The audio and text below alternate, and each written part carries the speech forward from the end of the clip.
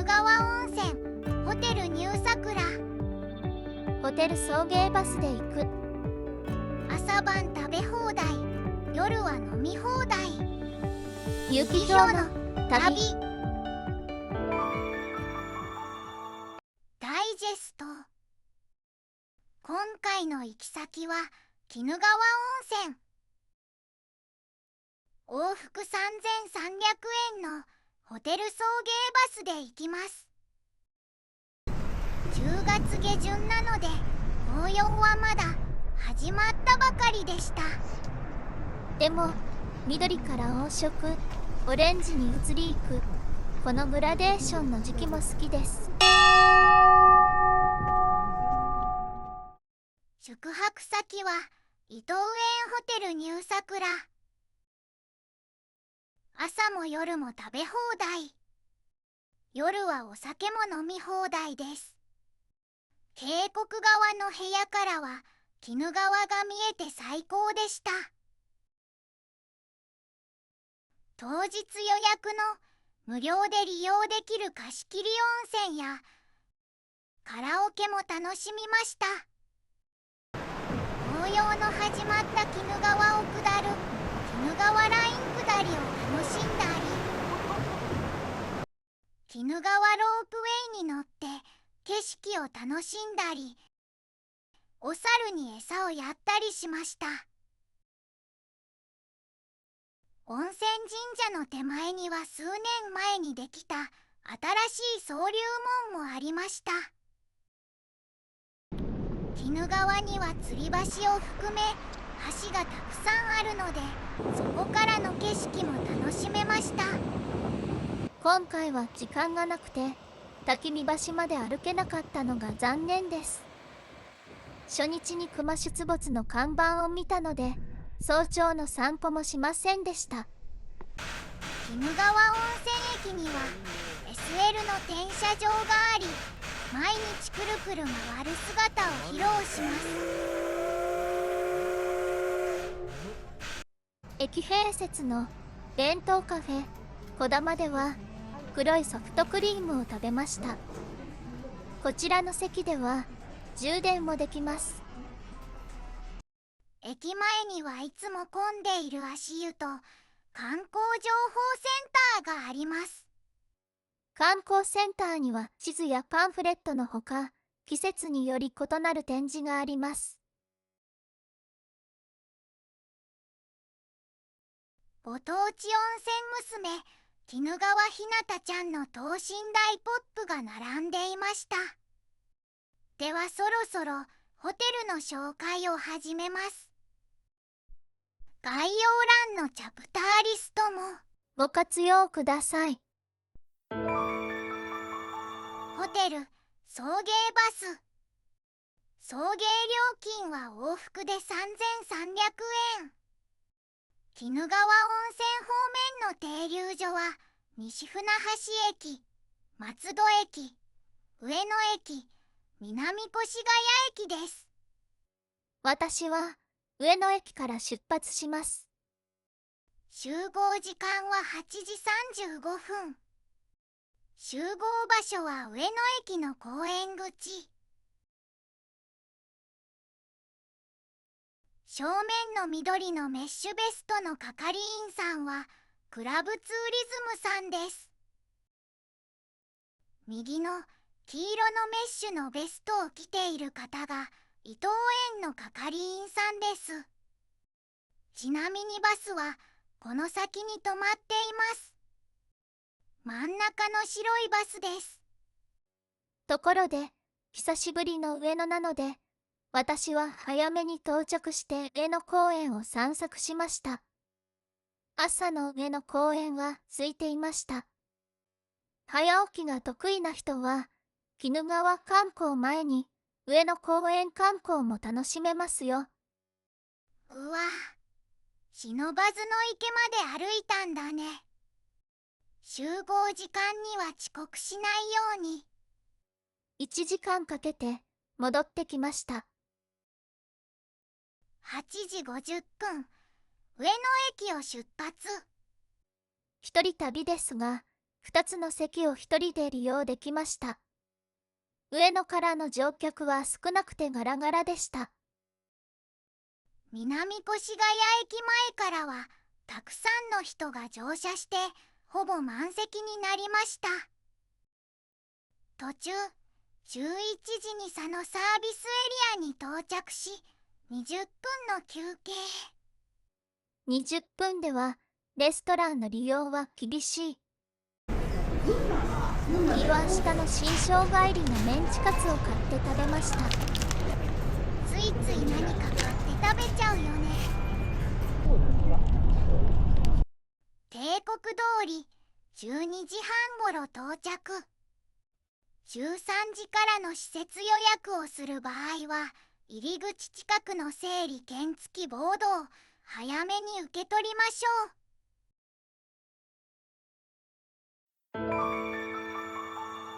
施設予約13時、チェックインは15時ですが、その前に13時に施設の予約が開始になります。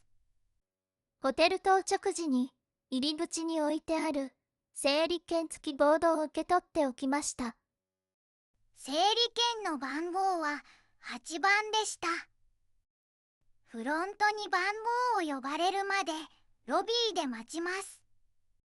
予約で無料利用できるのは卓球、ビリヤード、貸し切り風呂、カラオケ、麻雀です。その中で予約できる施設は2つです。私は貸し切り風呂とカラオケを選びました。一人卓球もしたかったのですが、今回は断念。前回入門維持で一人卓球をしたのですが、良い運動になりました。いつか右手対左手の戦いをしたいと思います。一人で卓球ってそれは楽しかったの？ええ、とても。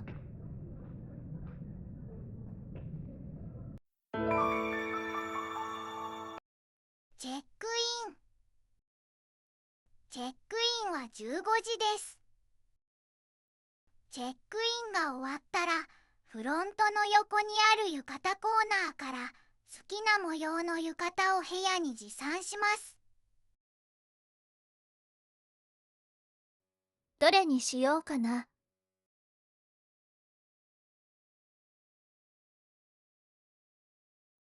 この緑のストライプは子供用の浴衣です。どれにしようかみんな迷っちゃうよね。フロントの並びに自販機コーナーがあります。給水機はロビーの奥にあります。その横に製氷機がありますが、有料で100円です。飲み物は150円前後。カップヌードルは220円です。宿泊は本館です。本館には A、B、C の3台のエレベーターがあります。B のエレベーターで部屋に向かいますが、部屋に近いのは C でした。ホテルの造りですが、本館、別館、南館があります。正面が本館。本館の右にあるのが別館。別館の正面はこちらですが、この正面の入り口からは入れません。本館とはこの緑屋根の外通路でつながっています。別館には貸し切り風呂、卓球、カラオケ、ビリヤード、ゲームコーナーがあります。本館の右に別館、そして本館の左にあるのが南館。南館には行きませんでしたが、マップには卓球とビリヤードがあると書かれています。おそらくここが南館と本館をつなぐ連絡通路の入り口。屋根はありません。傘が置いてあります。ここから本館です。ここには麻雀の部屋と休憩の部屋があります。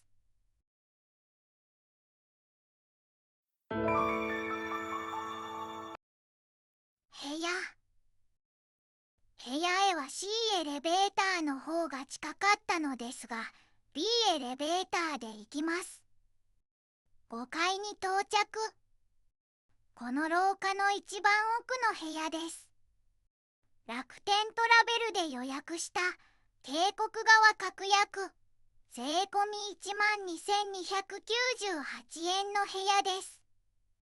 一人だと割高になっちゃいますね。部屋の前は使用不可のトイレ。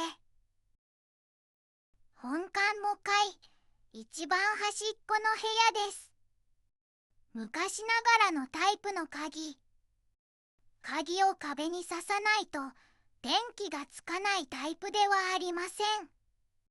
大きな下駄箱にスリッパとベランダ用のサンダルが入っています。部屋に入ると右に洗面とお風呂。洗面にはハンドソープとドライヤー、コップ、フェイスタオル。お風呂にはボディーソープ、シャンプー、コンディショナーがあります。左にはトイレ、ウォシュレット。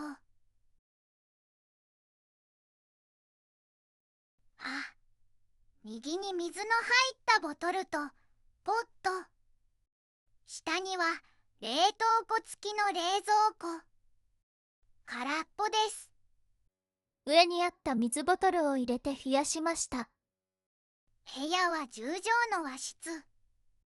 布団が変わった畳み方で置いてあります。さて、渓谷側の景色はどんなでしょうか。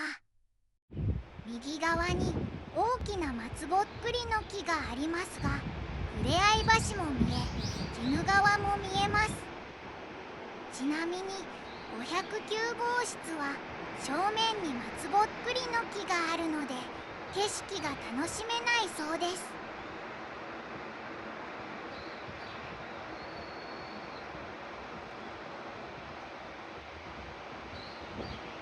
左には立岩橋が見えます。紅葉具合は10月下旬なのでまだ緑が多いですが、少しずつ秋色に染まってきています。これは翌日。たった1日しか経っていないですが、紅葉が進んだような気がします。対岸にホテルがないのも良かったです。ずっと眺めていられます。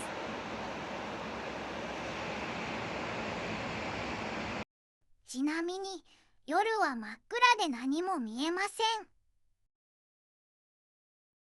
クローゼットには短銭とバスタオル、フェイスタオル、歯ブラシ、帯紐。持ってきた浴衣を置きました。反対側にはテレビ、金庫、電話。テーブルには一人分のお茶セット。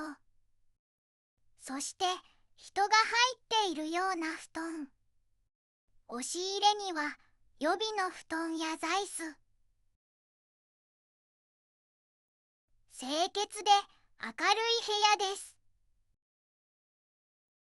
浴衣の模様はこちら。布団を広げるとこんな感じ。渓谷川、おすすめです。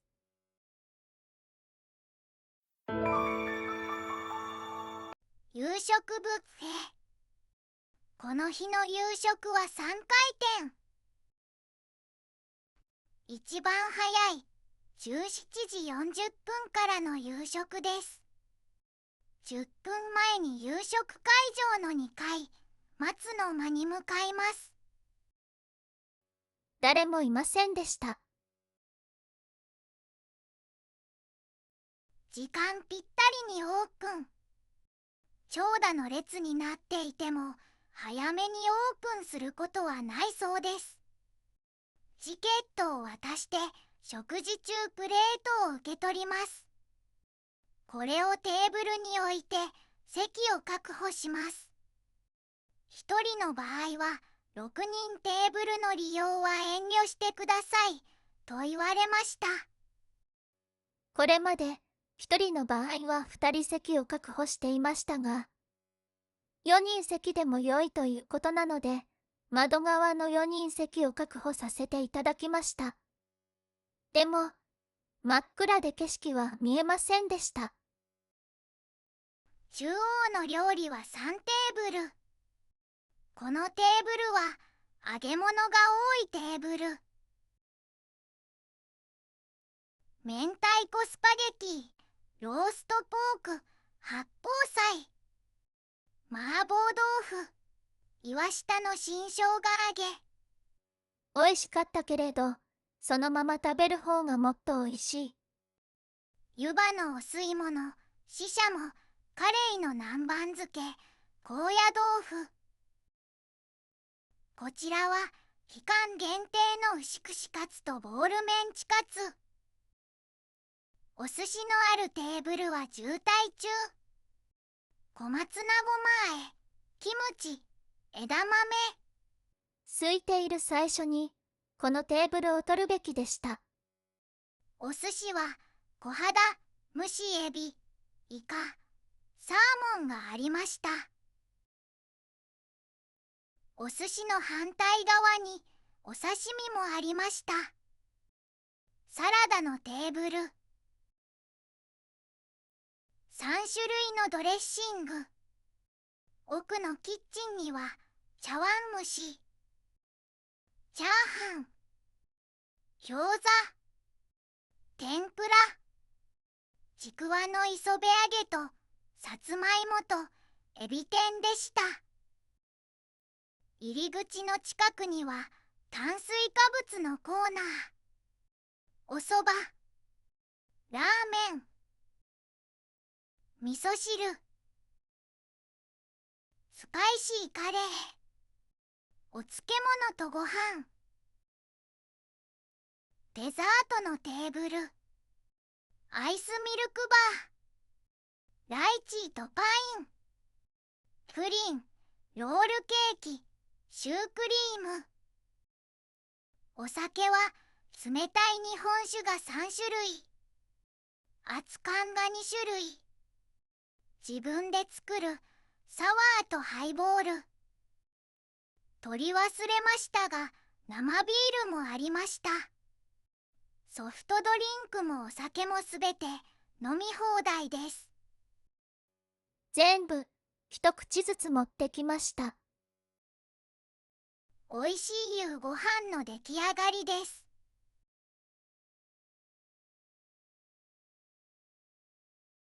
日本酒も味見程度に少しずつ。3種類。ラーメンとおそばも少しずつ。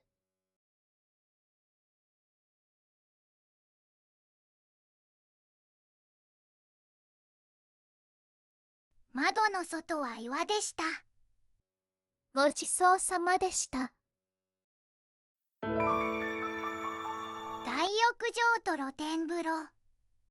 ホテルの本館1階に大浴場と露天風呂があります。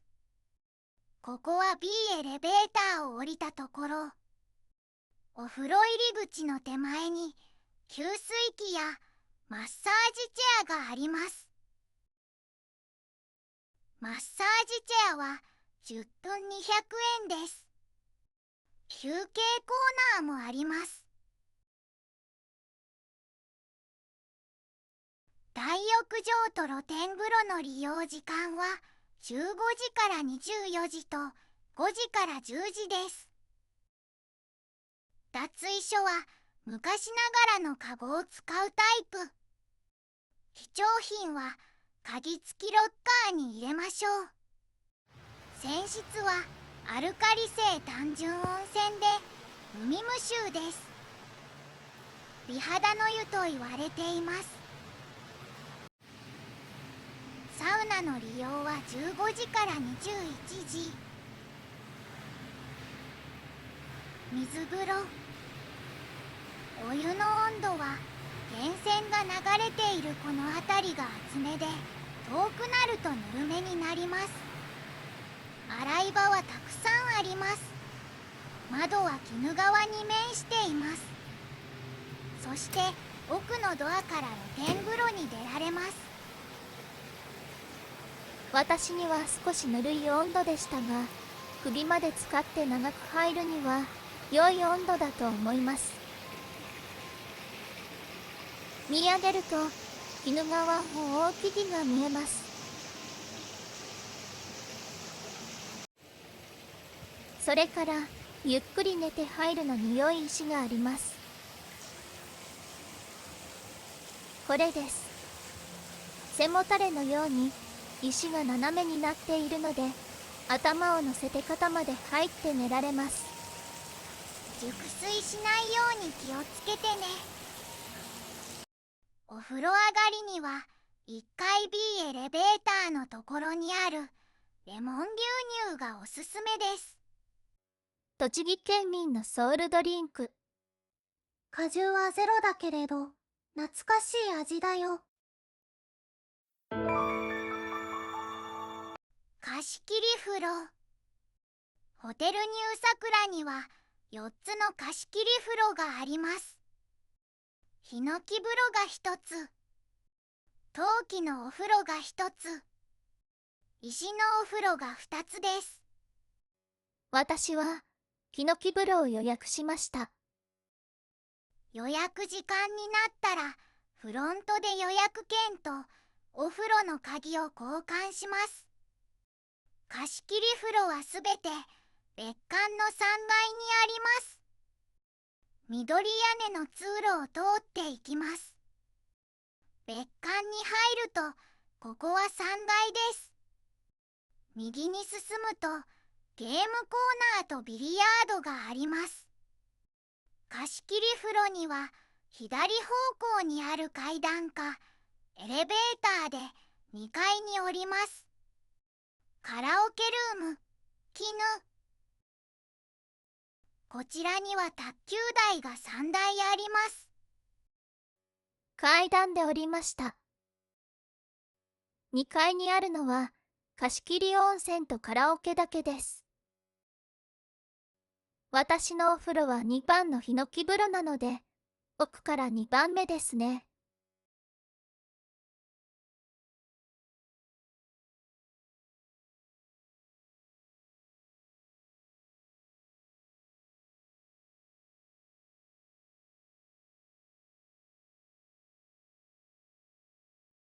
ここですね。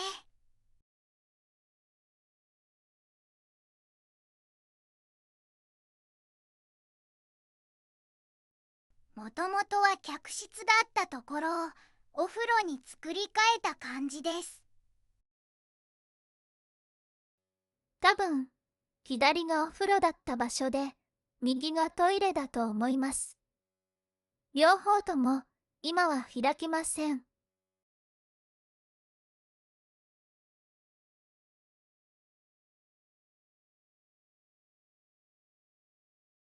いかにも客室です。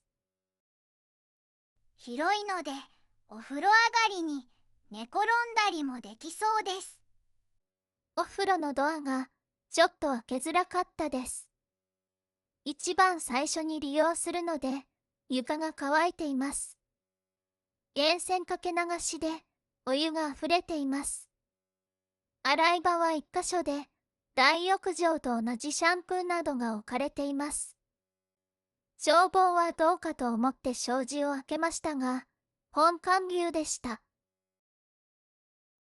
家族で入るのにも良さそうです。お風呂に飽きた小さいお子様をお座敷で遊ばせることもできます。ガラス越しにお座敷が見えるので、お子様を見張りながらゆっくりお風呂を楽しめます。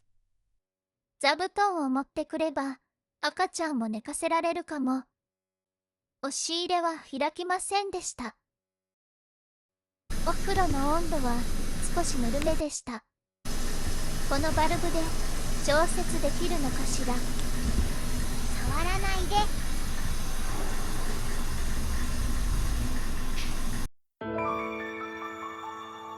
朝食ブッフェ。この日の朝食は3回転。一番早い1時からの朝食です。会場に10分前に着きましたが、前から3番目でした。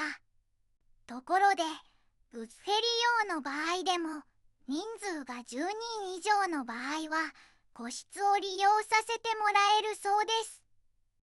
でも利用した人は、料理を運んだり片付けたりが面倒だったと話していました。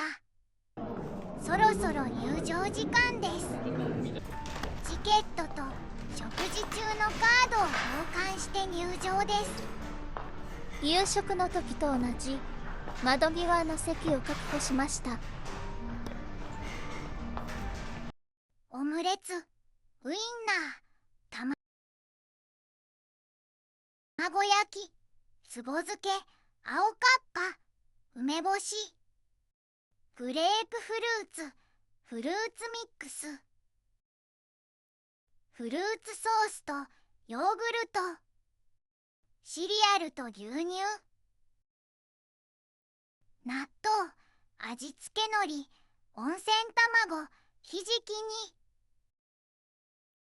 なめだけ、ごま昆布、オクラのマグロあえ。マグロを狙って取られてしまい、ほとんどオクラだらけになってますが、塩味が効いていて美味しかったです。ご飯にかけて食べると美味しいよ。サラミハム、フライドポテト、白身フライ、ジャーマンポテト、肉団子、湯豆腐、シューマイ。入り口近くの炭水化物コーナー。ご飯、おかゆ、コーンスープ、うどん、アジの開き、サバ塩、切り干し大根、田舎に、きんぴらごぼう。サラダは夜と同じ。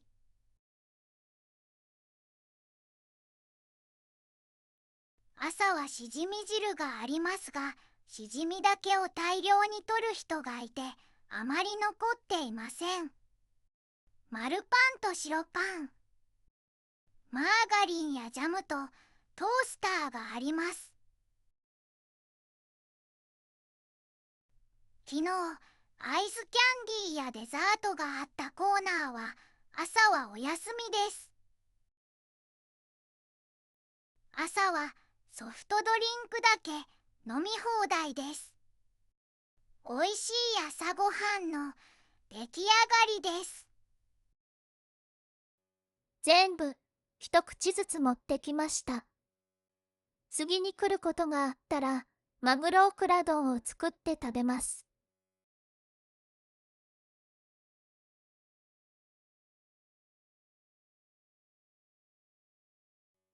ごちそうさまでした。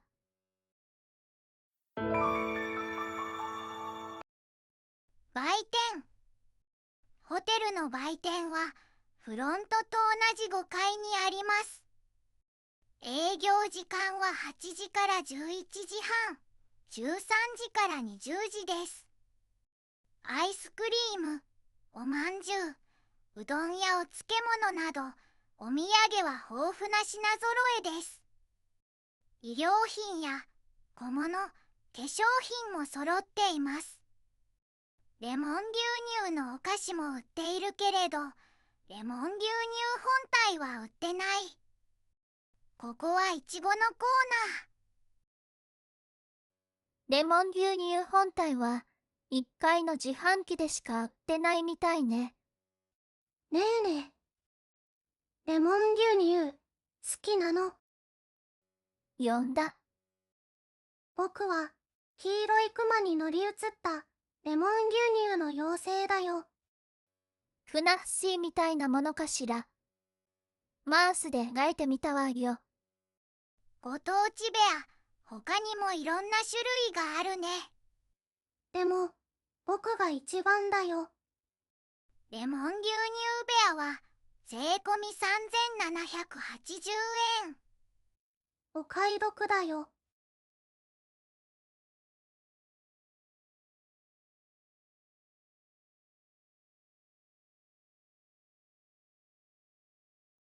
小物もいっぱい。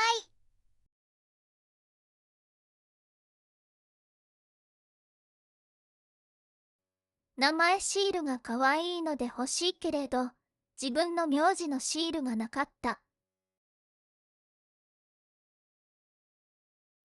この棒は何だろう。肩たたきかしら。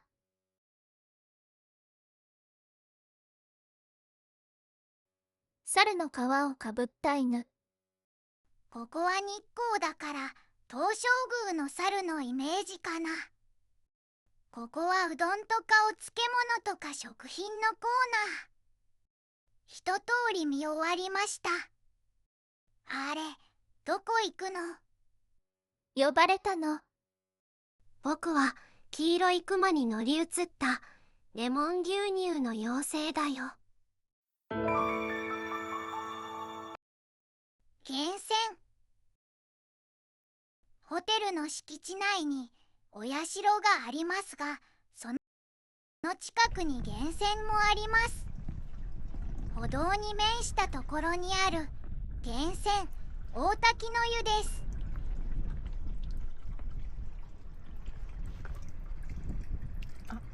暑い。結構暑かったです。鬼怒川温泉の開発に貢献した実業家桜田甚五郎さんが1927年に発掘した源泉です。チェックアウトと帰りのバス。伝え忘れていましたが、部屋には三面鏡がありました。僕は黄色いクマに乗り移ったレモン牛乳の妖精だよ。僕がいっぱいいる。ふわあ。僕たちって本当に可愛いね。自画自賛。朝食の後、黒金橋とふれあい橋を見てきて、最後に温泉に入って11時のチェックアウトです。お世話になりました。チェックアウトをする場合、ドアストッパーをかけてドアを開けっぱなしにしてくださいと書いてありました。これから荷物を預けて鬼怒川ライン下りとロークウェイを楽しみます。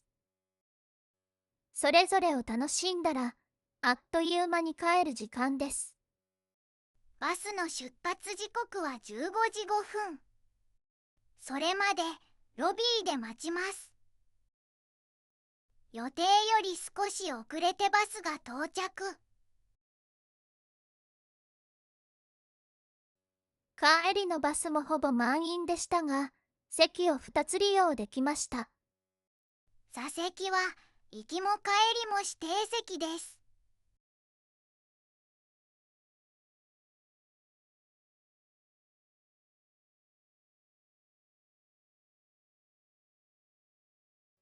最後にレモン牛乳を買いました。鬼怒川ロイヤルホテルにも停車しました。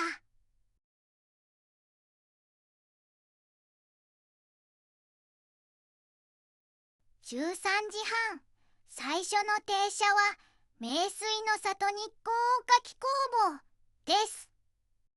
おせんべいの試食ができました。熱々の出来たておせんべいもありました。お得な割れせんべいもありました。この後、渋滞に巻き込まれます。車の面倒なところは渋滞よね。でも、バスなら寝ていけるから大丈夫。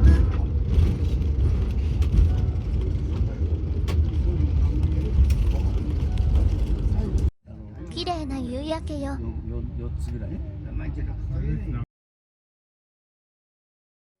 17時ごろ、バスが止まっちゃったわよ。でもとても綺麗な夕焼けだね。夕焼けも赤いけれど、テールランプも真っ赤よ。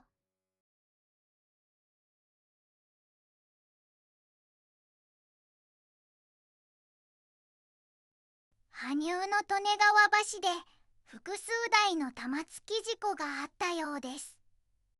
6、7台の車が止まっていました。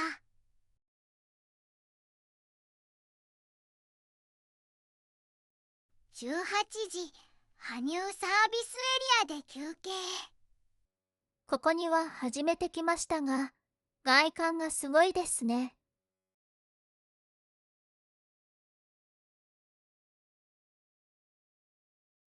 店内も趣があって良いです。やっと上野です。予定では19時20分に上野駅着でしたが、19時50分ごろ到着しました。運転手さん、お疲れ様でした。さて、夜の上野を散策する予定でしたが、もう眠いので帰ります。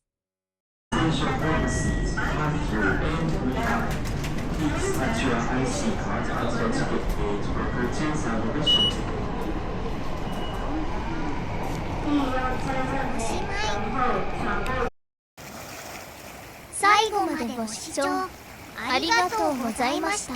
また見に来てください。またね。